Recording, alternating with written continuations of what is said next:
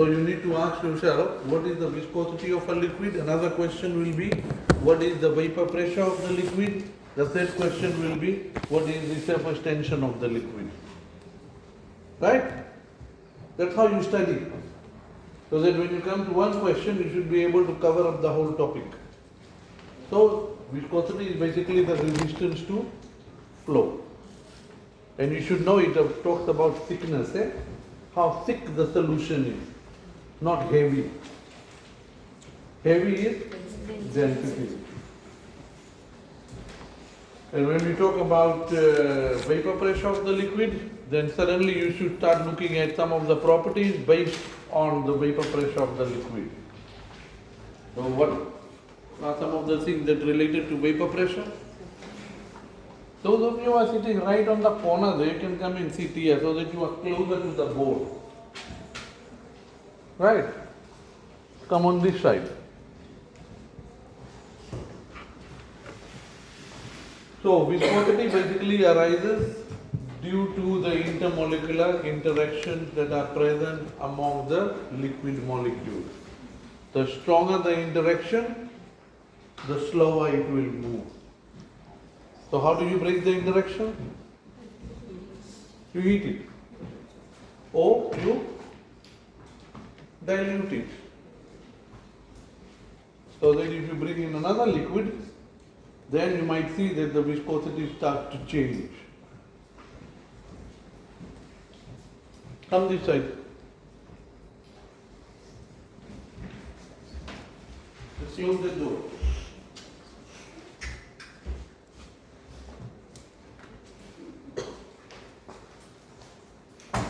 In terms of vapor pressure basically tells you how volatile the liquid is. Isn't it? When we say a liquid is very volatile, it means the liquid goes into the vapor phase very easily.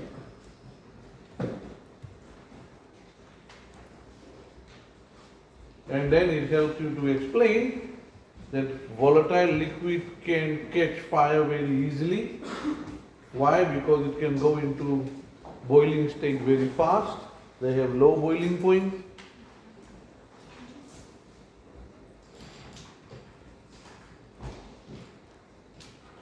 Then you may be asking yourself, when you happen to be flying to USA, then at the airport they basically ransack your bag, that they want to see if there is any flammable liquid there or not. Same thing happens if you are on a flight to Hong Kong or a flight to Singapore, because the long distance that you stay in the air, the vapor or the pressure of the aeroplane which is underneath the plane, where all your luggage are kept, you can basically allow the liquid which is volatile to start going into vapor phase. Because as I said, if the vapor pressure decreases, what happens? The boiling point also decreases. Why? Because the liquid will want to go into the vapor phase more easily. And by the time you are about to land on the other side, because it has been in air for so long, you might have a bottom part which is all flammable with the vapor of a flammable liquid. So the moment it touches down, it bursts into flame. Get it? That's the reason why we ask people not to carry flammable liquids on aeroplanes. It's not there, you just have to say, yes, can I serve you? That's not what we are supposed to be doing. We are scientists. I do have one or two students who have done 301 and are in Qatar Airways and Fiji Airways.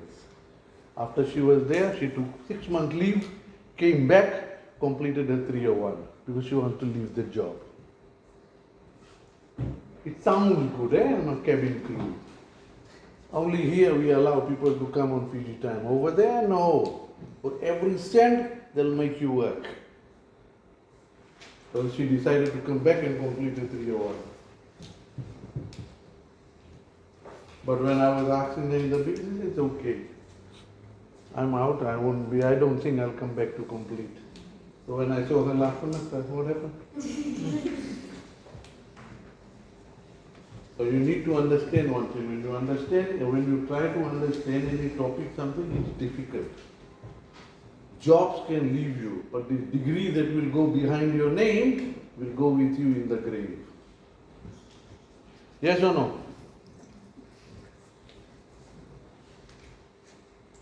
So, I've told you about viscosity, vapor pressure. Surface tension is basically the force that holds the liquid molecule together so that you can get that shape.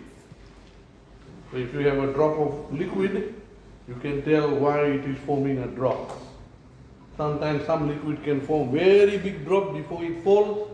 Some of them, small drops can fall. Why?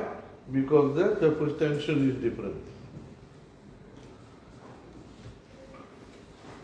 In terms of viscosity, you need to know about the graph there. Please explain why the viscosity of ethyl alcohol is greater than that of ether. This question is now coming in 101, not a 200 level question. Because when I am teaching the section on intermolecular forces, that's where this question comes in very well. So the intermolecular forces in ethyl alcohol will be greater. Why? Hydrogen bonding. Hydrogen bonding because of that OH group there. And ether does not have an OH group. Therefore, the hydrogen bonding is weak, or what we call the intermolecular forces is weak. The boiling point will be low. The viscosity will be low. Which means if you look at this one, ethyl alcohol is ethanol. Ether we hardly ever use in the lab now. Otherwise, people when they were working on natural products, that is when you try to isolate compounds from natural sources like plants, leaves, roots. So ether is polar or non-polar? What is the structure of ether? RCOR. ROR. Right? Ether is ROR. Polar, non-polar?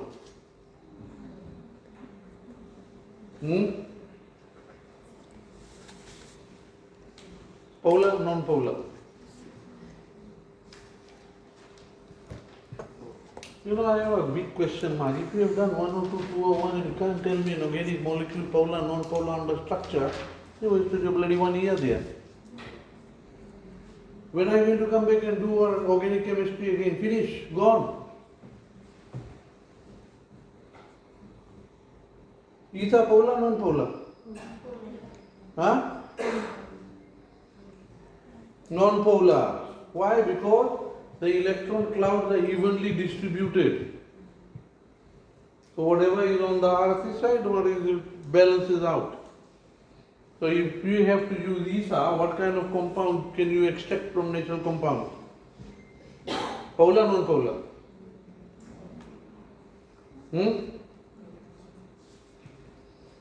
Say if I take some plants and I want to extract some compounds from there. So within the plant you will have polar and non-polar. If I use ether, so which kind of compounds am I extracting from the plant? You didn't come across this thing in 102, like dissolve like. Polar will dissolve polar compound, non-polar will dissolve non-polar.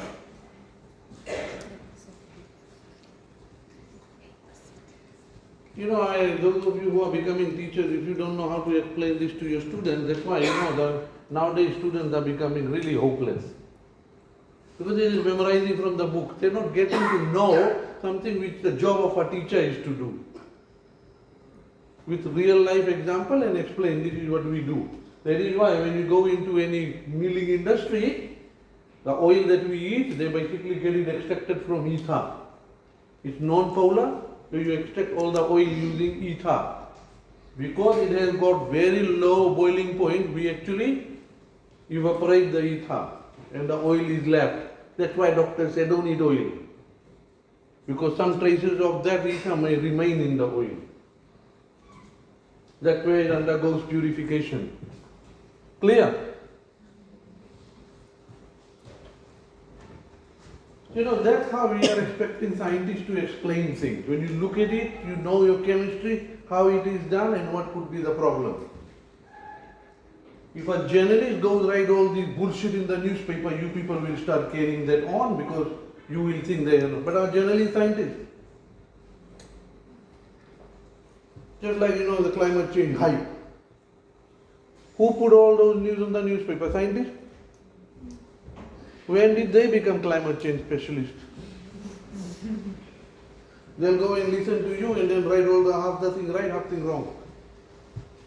So that's why I'm expecting, when you come here, you understand. See, this course is trying to explain things. It's not about learning things.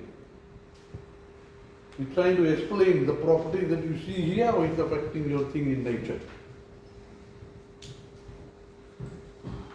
Remember, I've spoken about viscosity of this, but I've got all the way to explain about polarity, non-polarity, dissolving power, like dissolves like, all that stuff, right?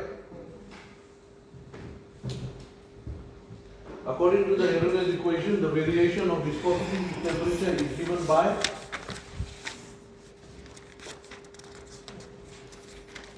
that equation there. Neta is equal to A exponential EA over RT. Right? Should be written like this. Neta is equal to A exponential over EA RT. Get it? Is it a power function or a linear function? This is a power function. Right? You will notice that whenever you read something about on viscosity, they always come across and explain that viscosity follows the power function. This is what it means. Can you see the neta is through the power of this, isn't it? This value is related to the power of this part here. So if you want to bring anything into a linear fashion or bringing the power down, we take the natural log. Remember, it's not only for this. It's applied to all mathematics of anything, any equation that is raised to the power. If you have to bring the power down, you take the natural log.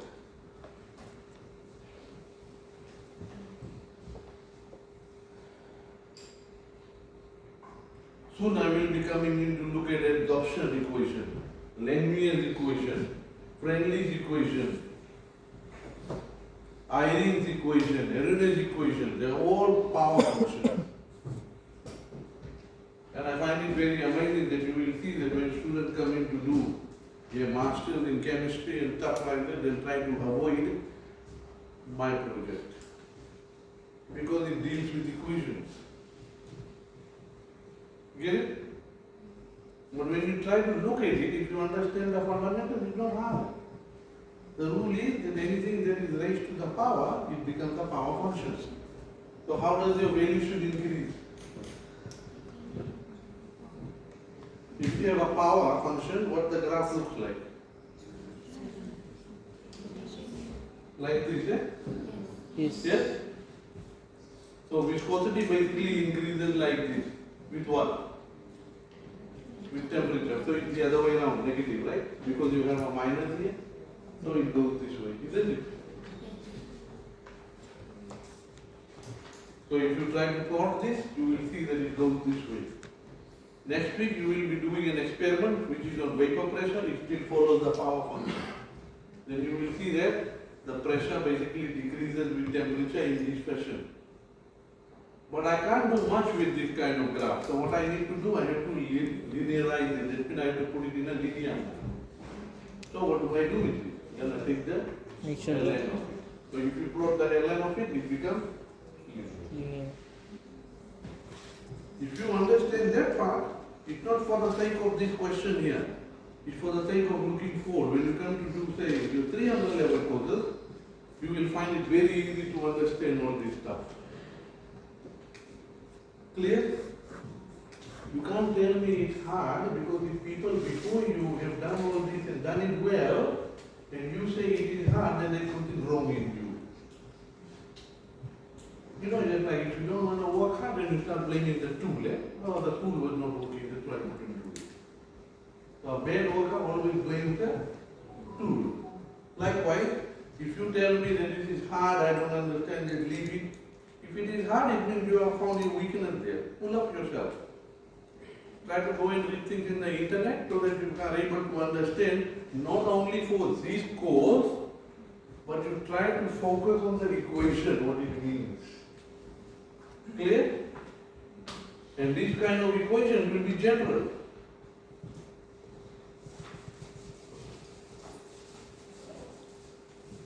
Right, so if you do that, if you linearize that equation, what do you get?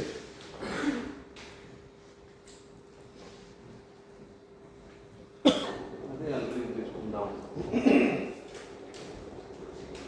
According to the various terms involved in this, give a systematic plot of them versus 1 over t. What is the slope? What is the meaning of E in the equation?